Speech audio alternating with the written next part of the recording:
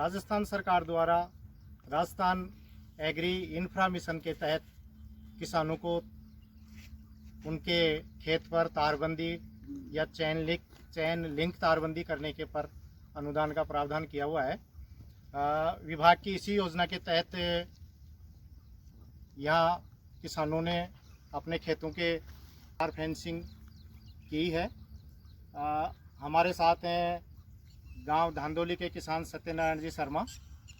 ये गांव देवली ब्लॉक में आता है।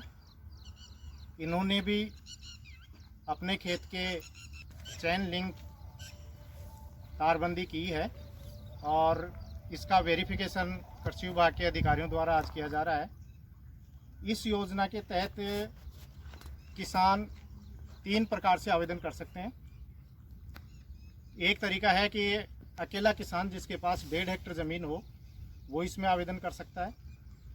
अगर एक किसान के पास 1.5 हेक्टर ज़मीन नहीं हो रही तो वो 2, 3, 4 किसानों को मिला करके यदि 1.5 हेक्टर ज़मीन होती है तो वो समूह में भी अपना आवेदन कर सकते हैं। तीसरा तरीका है सामुदायिक आवेदन। इसमें 10 किसानों का होना आवश्यक है और कम से कम 5 हेक्टर ज़मीन का होना आवश्यक है। तो विभाग में इस तारबंदी के लिए 3 प्रकार से आवेदन किया जा सकता है।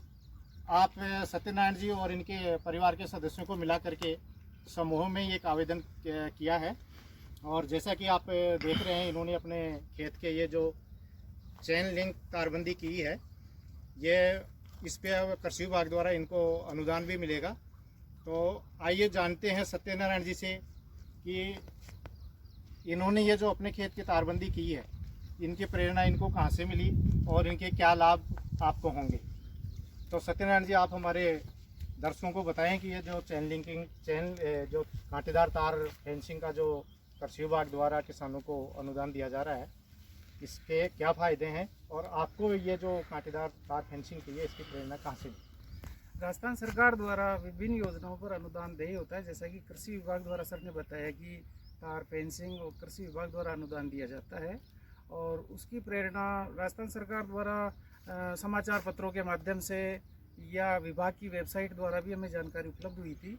तो हमने ई मित्र से जाके पिछले वर्ष आवेदन किया था, जिसकी प्री की जियो टैग मार्च में सुपरवाइज़र सर द्वारा कर दी गई थी। पोस्ट की जियो टैग आने के बाद में मुझे विभाग द्वारा अवगत कराया कि आपकी जियो टैग आ गई है और आप इसकी तार फेंसिंग करवाइए। तो हमने तत्काल तार जाली खंभे मंगवा कर और इसकी कंप्लीट तार फेंसिंग करवा दी। और जैसा कि सर ने हमें बताया कि भाई इसका कंप्लीट वेरिफिकेशन होना है, तो वेरिफिकेशन के दौरान में बोर्ड वगैरह तैयार करवा के और आपके समक्ष प्रस्तुत हुए।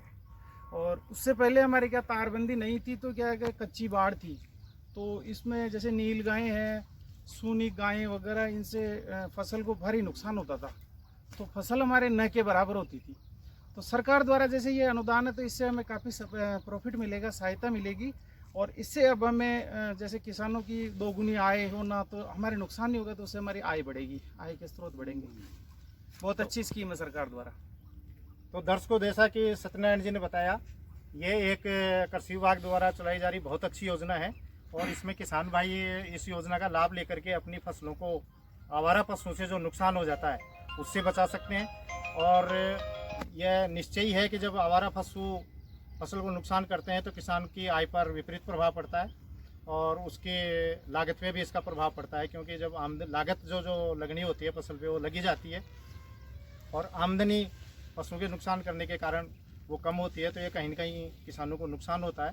यह जैसा सत्यनारायण जी ने बताया कि यह विभाग की बहुत अच्छी पहल है और इससे किसानों को लाभ होगा। आप ये बताओ कि आपने ये जो तारबंदी क्यों करवाई? मांग नुकसान हो, गाया खाओ छी, नील गाया खाओ छी, बहुत नुकसान हो, तो जिसमें तारबंदी की एप्लीकेशन लगाई। तारबंदी करावा में थाना विभाग की तरफ से कोई परेशानी आई? नहीं। इस तारबंदी पर आपके यहाँ कुल कितना खर्चा हुआ आप लोगों का? सर हमने कंबाइंड में करवाई थी। अच्छा। 4 खातेदार थे हम। लगभग 1,48,000 के आसपास हमारे इसमें खर्चा हुआ है, जिसमें पुल, खुदाई, गढ़ाई, जाली, तार कंप्लीट लगभग 1,48,000 के आसपास। तारबंदी से पहले आप कौन सी फसल ले रहे थे और अब कौन सी लोगे, कुछ बता सकते सर चौमासे की फसल ही ले पाते थे और बम्बूल की बाढ़ करते थे हम। उससे क्या है कि वो जड़ें वगैरह भी, खाद वगैरह, पानी की भी शॉर्टेज रहती थी, पैदावार कम होती थी। पहले 2 फसल ले रहे थे, एक फसल ले रहे एक फसल ही हो पाती थे। और अब तारबंदी से जी 2 फसल ले पाएंगे हम।